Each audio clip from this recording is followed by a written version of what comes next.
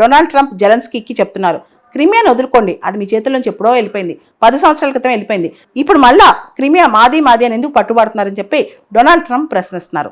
ఇప్పుడు అమెరికా అధ్యక్షుడు Donald Trump Russia Ukraine యుద్ధం ముగించాలని ట్రై చేస్తున్నారు. ఆ గొప్ప తందేనని భావిస్తున్నారు. ఆ పీస్ తనే బ్రోకర్ చేశానని చెప్పి గొప్పలు చెప్పుకోవాలనుకుంటున్నారు. దాంతో ఇప్పుడు జెలెన్స్కీ మీద ప్రెషర్ పెడుతున్నారు. నేను పీస్ డీల్ కుదురుస్తాను, అది మాకు ఇష్టమైన పీస్ డీల్ అని చెప్పి జెలెన్స్కీకి చెప్తున్నారు. అంటే ఆల్మోస్ట్ ఏం కోరుతున్నారంటే, ఇప్పుడు వరకు రష్యా ఉక్రెయిన్లో ఏదైతే ఆక్యుపై చేసిందో అదంతా రష్యాకు వదిలేయండి, అదే పీస్ అంటున్నారు. కానీ జెలెన్స్కీ ఏమంటున్నారో తెలుసా, ఇదంతా పక్కన పెట్టండి, ముందు సీజ్ ఫైర్, ఇమ్మీడియట్గా మాకేం కావాలి, అన్కండిషనల్గా సీజ్ ఫైర్ కావాలని అంటున్నారు. అయితే ఉక్రెయిన్లో ఇంతవరకు ఈ మధ్యకాలంలో ఎలక్షన్స్ లేవు, వార్ జరుగుతుంది కదా, ఎలక్షన్స్ లేవు.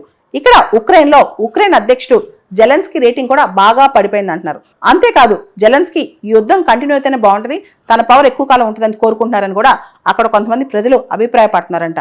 ఏదేమైనప్పటికీ టెరిటోరియల్ ఇంటిగ్రిటీ అనేది ఏ దేశానికైనా చాలా అవసరం.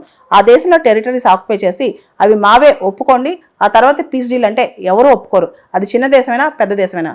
ఉక్రెయిన్ చాలా చిన్న దేశం, కానీ ఇంతగా రష్యాతో పోరాడుతుంది. రష్యా పూర్తి స్థాయిలో యుద్ధం ఏం గెలవలేదు, గెలిచానని చెప్పుకోవడానికి ట్రై చేస్తుంది. సో ఈ యుద్ధంలో డొనాల్డ్ ట్రంప్ దూరి జెలెన్స్కీని బలవంత పెడుతున్నారు. తనకు నచ్చిందే పీస్, తను చెప్పిందే పీస్, ఆ పీసే మీరు ఫాలో అవ్వాలని. అయితే జెలెన్స్కీ మాత్రం నేను ఖచ్చితంగా విన్నని చెప్తున్నారు.